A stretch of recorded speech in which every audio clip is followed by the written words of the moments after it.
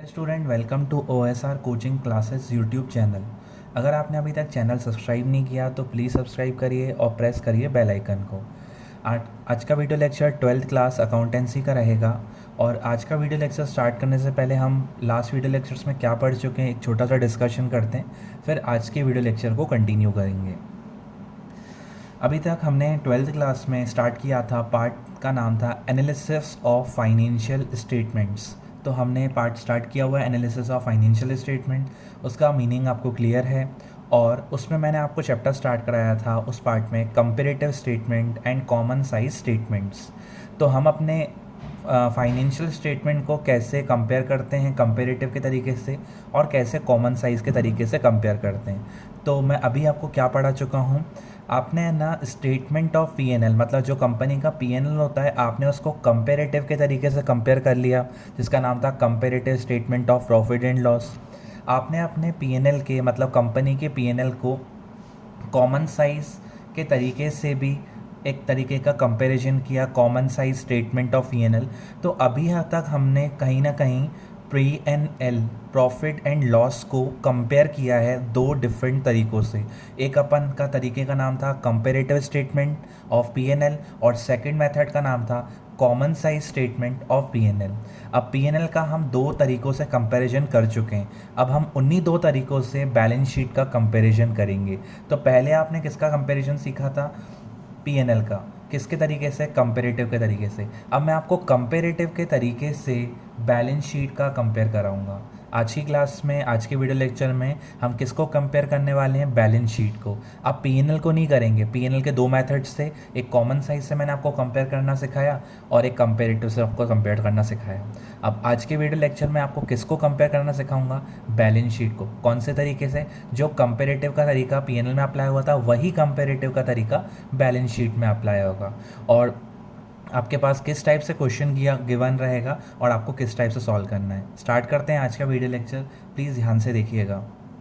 Accountancy का discussion कर रहे हैं, 12 CBSE की अकाउंटेंसी का डिस्कशन कर रहे हैं। इस वीडियो लेक्चर को ISC एंड MP बोर्ड के स्टूडेंट देख सकते हैं।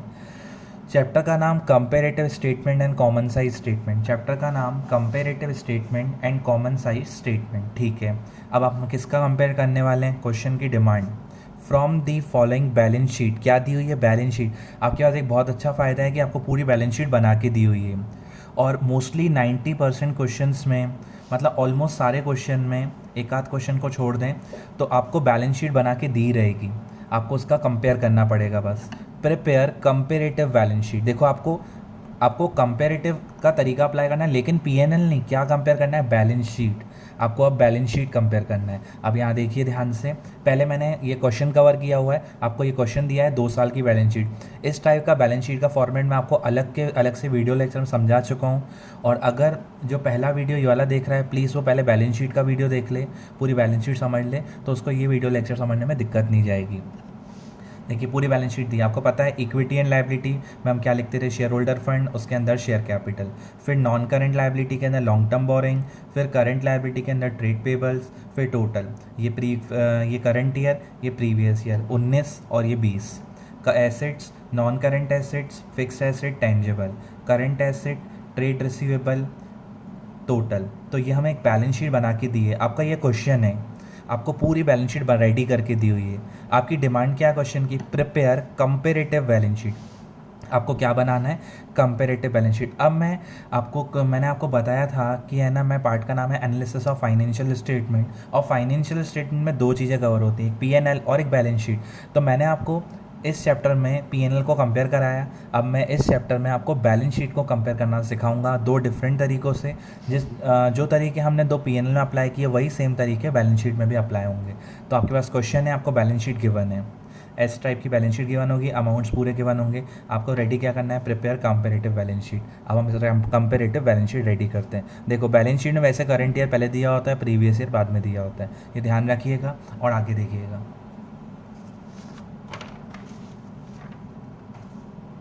ये हमारे पास है balance sheet, comparative balance sheet पूरी बनाई है हमने। देखिए कंपनी का नाम Sun limited, comparative balance sheet on 31 March 19 and 20, 2 सालों की बात हो रही है। आपको क्या करना है, आपके लिए बहुत ज़्यादा यहाँ पर क्वेश्चन ईजी है। आपको बैलेंस शीट बना के दिए, पूरी कॉपी करनी है, कुछ एक्स्ट्रा मेहनत नहीं करनी है आपको। देखो पर्टिकुलर्स, नोट नंबर, अब वहाँ पर पहले क्या था करंट ईयर, लेकिन आपको इस फॉर्मेट में कंपेरेटिव का फॉर्मेट में मैं आपको पीएनएल में बता चुका हूँ और बैलेंस शीट में वापस से रिपीट कर रहा हूँ। पहले प्रीवियस ईयर लिखोगे तो 19 और 20 में से 19 पहले आता है और 20 बाद में आता है, तो 19 पहले लिखोगे और 20 बाद में लिखोगे आप, तो 19 ये और 20 ये। क्या करना है, पूरी बैलेंस शीट कॉपी करनी है, कोई भी एक्स्ट्रा मेहनत नहीं करनी है आपको। देखो इक्विटी एंड लायबिलिटी लिखा था क्वेश्चन में, आप पीछे जाके देख सकते हो, वीडियो लेक्चर को पीछे करके देख सकते हो। इक्विटी एंड लायबिलिटी गिवन था, पूरा कॉपी किया। Share holder fund, share capital, non current liability, long term borrowing, current liability, trade payables, total. देखो बस मैंने प्रीवियस ईयर पहले लिखा, करंट बाद में लिखा, प्रीवियस पहले लिखा, करंट बाद में लिखा, प्रीवियस पहले लिखा, करंट बाद में लिखा, टोटल जैसा गिवन था total.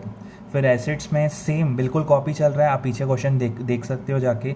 Non current asset, fix asset 3 lakh 4 lakh, current assets, trade receivable 3 lakh 2 lakh, पूरा आपको दिया हुआ है बैलेंस शीट, बिल्कुल कॉपी कर दी मैंने, कुछ भी चेंजेस नहीं किए यहाँ पर। आप ये मत समझना कितना सारा याद करना पड़ेगा, पूरी बैलेंस शीट बना के दी है आपको, बस लिखना है यहाँ पर।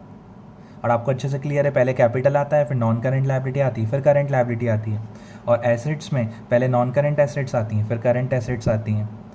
ये आपको क्लियर है, बिल्कुल कॉपी किया, बस प्रीवियस ईयर आगे लिखा और करंट ईयर। तो यहाँ तक आपको कुछ भी मेहनत नहीं करनी पड़ी, बस आपको क्वेश्चन को उठा के कॉपी करना पड़ा और प्रीवियस ईयर पहले लिखना पड़ा आपको और करंट ईयर आपको बाद में लिखना पड़ा। आगे समझते हैं। देखो टॉपिक का नाम कंपेरेटिव बैलेंस शीट। तो जैसे आपने कंपेरेटिव पीएनएल समझा था, वैसा ही रहेगा कंपेरेटिव बैलेंस शीट।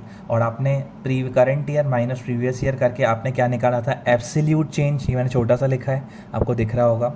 और फिर एब्सोल्यूट चेंज परसेंट, आपको ये भी निकालना आता है। एब्सोल्यूट चेंज ऊपर, प्रीवियस ईयर नीचे, मल्टीप्लाई बाय 100। एब्सोल्यूट चेंज ऊपर, प्रीवियस ईयर नीचे, मल्टीप्लाई बाय 100। प्रीवियस ईयर हमारा बेस ईयर होता है, इसलिए उसको नीचे लेते हैं। देखो यहाँ तक आपने बैलेंस शीट पूरी कॉपी कर ली देख के, यहाँ तक मैंने आपको कुछ भी समझाया नहीं, बस आपको कॉपी करना है, बस प्रीवियस पहले लिखना है, करंट बाद में लिखना है। इसके आगे समझते हैं। अब देखिए एब्सोल्यूट चेंज कैसे निकलता है, current year minus previous year. 3,50,000 ये करंट ईयर, ये प्रीवियस। 3,50,000 माइनस 3 लाख, तो 50,000 आ गया एब्सोल्यूट चेंज। मतलब हमारी शेयर कैपिटल पहले थी 3 लाख, अब हो गई 3.5 लाख, मतलब हमने 50,000 रुपये की इस साल कैपिटल इंक्रीज़ हुई। 50,000 की हमारी क्या इंक्रीज़ हुई, कैपिटल इंक्रीज़ हुई। अब इसका हमें परसेंटेज चाहिए कि हमारा कितना परसेंट कैपिटल इंक्रीज़ हुआ। तो 50,000 ऊपर, प्रीवियस ईयर दोनों में से 3 लाख नीचे, मतलब बेस में, मल्टीप्लाई बाय 100, तो 16.67% हमारी कैपिटल बढ़ी। जहाँ कैपिटल पहले 3 थी, अब 3.5 हुई, कितनी बढ़ी, 50,000। और परसेंटेज वाइज कितनी बढ़ी, 16.67% हमारी क्या बढ़ गई, कैपिटल बढ़ गई। ठीक है, हम कंपेरेटिव पीएनएल वाला तरीका अप्लाई कर रहे हैं, बट यहाँ पर इंफॉर्मेशन किसकी दी है, बैलेंस शीट। तो टॉपिक का नाम क्या हो गया, कंपेरेटिव बैलेंस शीट। फिर यहाँ आइए, अब दोनों में से करंट ईयर ये है और प्रीवियस ये है, तो 1 लाख माइनस 2 लाख, 2 लाख माइनस 1, ऐसा मत समझना ये बड़ा है तो पहले इसको लिखते हैं। पहले current year 1 lakh, previous year 2 lakh. और ये मैंने वर्किंग नेक्स्ट वाले पेज पे कवर की हुई है। अभी पहले हम इसको रेडी करते हैं, बट आप ध्यान से रखिएगा दिमाग में कि हम क्या समझ रहे हैं, उसका मैंने बताया भी है कि इसमें से माइनस करके ऐसा क्यों आ रहा है। 1 लाख माइनस 2 लाख, तो माइनस का 1 लाख, क्योंकि 1 लाख में से 2 लाख हटाओगे, करंट ईयर 1 लाख है, प्रीवियस ईयर 2 लाख है, तो 1 लाख नेगेटिव, मतलब ब्रैकेट लगाना है। मतलब आपके पिछले साल बोरिंग्स 2 लाख की थी, इस साल 1 लाख की बोरिंग्स हुई, इसका मतलब आपने 1 लाख की बोरिंग्स को इस साल पे कर दिया, क्योंकि 2 लाख से 1 लाख बोरिंग, तो मतलब 1 लाख की बोरिंग आपने पे कर दी। और 1 लाख ऊपर, प्रीवियस ईयर 2 लाख नीचे, मल्टीप्लाई बाय 100, 50%। अगर ये नेगेटिव है तो ये भी नेगेटिव आएगा, अगर ये चीज़ नेगेटिव है तो ये भी चीज़ नेगेटिव आपकी यहाँ पर आएगी। मतलब आपने 1 लाख रुपए की लोन लॉन्ग बोरिंग्स कम हुई, जो कि 50% के बराबर है। तो कैसे निकाला absolute change, absolute change minus 1 lakh ऊपर, प्रीवियस ईयर 2 लाख नीचे, multiply by 100, minus 50%। Trade payables 1 lakh और 1.5 लाख, 1,50,000 माइनस 1 लाख, तो कितना है 50,000।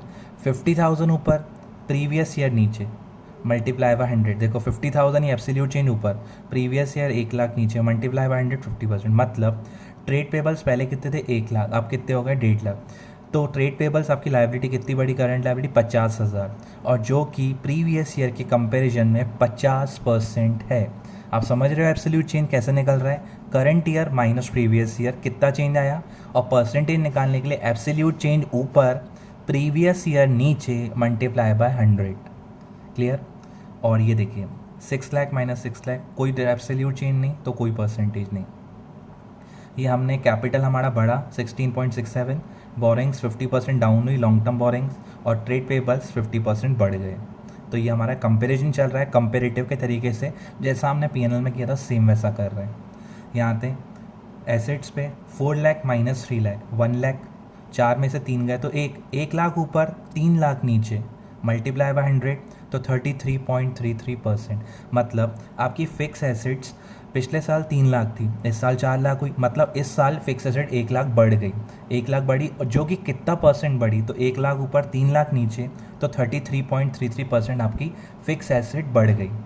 फिर आते हैं करंट एसेट्स पे, तो पहले करंट एसेट 3 लाख थी, अब हो गई 2 लाख, तो 2 लाख माइनस 3 लाख तो 1 लाख नेगेटिव। जहाँ आपकी last year current assets 3 lakh थी, अब आपकी करंट एसेट्स हो गई 2 लाख, तो आपकी करंट एसेट्स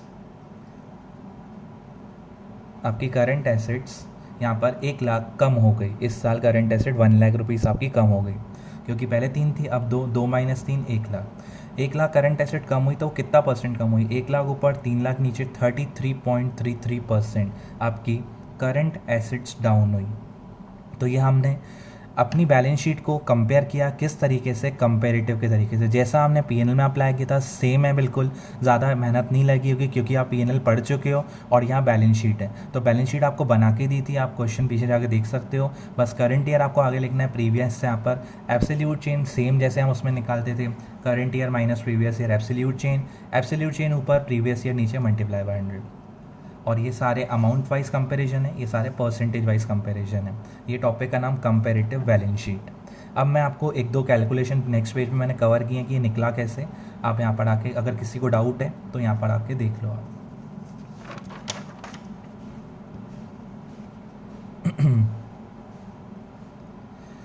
जैसे मैंने आपको पहले बताया एब्सोल्यूट चेंज निकलता कैसे, पहले मैंने आपको डिस्कस किया कि एब्सोल्यूट चेंज निकलता कैसे, current year minus previous year, और absolute change percent, absolute change 8C लिखा है, प्रीवियस ईयर नीचे, मल्टीप्लाई बाय 100। शेयर कैपिटल, देखो शेयर कैपिटल आप पीछे जाकर देख सकते हो, करंट ईयर की 3.5 लाख थी और प्रीवियस ईयर की 3 लाख, 3.5 लाख माइनस 3 लाख तो 50,000 आया था। उस टाइम मैंने आपको रफ कैलकुलेशन बताया था, मतलब मैंने आपको सॉल्व नहीं करके दिखाया था, बट यहाँ मैंने सॉल्व करके दिखाया है। 50,000 ऊपर, दोनों में से प्रीवियस ईयर 3 लाख नीचे, मल्टीप्लाई बाय 100 तो 16.67% हमने ऐसे लिखा था। Long term borrowing 1 lakh previous, current year 1 lakh, previous year 2 lakh, तो -1 लाख, -1 लाख आया, ये -1 लाख ऊपर, दोनों में से प्रीवियस ईयर 2 लाख नीचे, मल्टीप्लाई बाय 100, -50%। ये नेगेटिव तो ये भी negative. Fix assets 4 lakh, minus 3 lakh, current year minus previous year 1 lakh, और 1 लाख ऊपर, प्रीवियस ईयर 3 लाख नीचे, मल्टीप्लाई बाय 100, 33.33%। और ऐसे 2-3 चीज़ों के करंट एसेट्स और करंट लायबिलिटी के मैंने नहीं सॉल्व किए हैं, बट आपको ऐसे ही सॉल्व करने सेम तरीके से, एब्सोल्यूट चेन ऐसे और परसेंटेज ऐसे। एब्सोल्यूट चेन आपको ऐसे सॉल्व करना है और परसेंटेज आपको ऐसे सॉल्व करना है। ये टॉपिक का नाम था कंपेरेटिव बैलेंस शीट। तो जहाँ पर हमने पीएनएल को कंपेयर किया था कंपेरेटिव के तरीके से, उसी मेथड से हमने अब बैलेंस शीट को कंपेयर किया। तो बैलेंस शीट को किस टाइप से कंपेयर करते हैं आपको समझ में आ गया होगा। अगर आपको कोई सा भी डाउट है तो प्लीज़ नीचे मेरा व्हाट्सअप नंबर गिवन है, आप अपना डाउट क्लियर कर सकते हैं।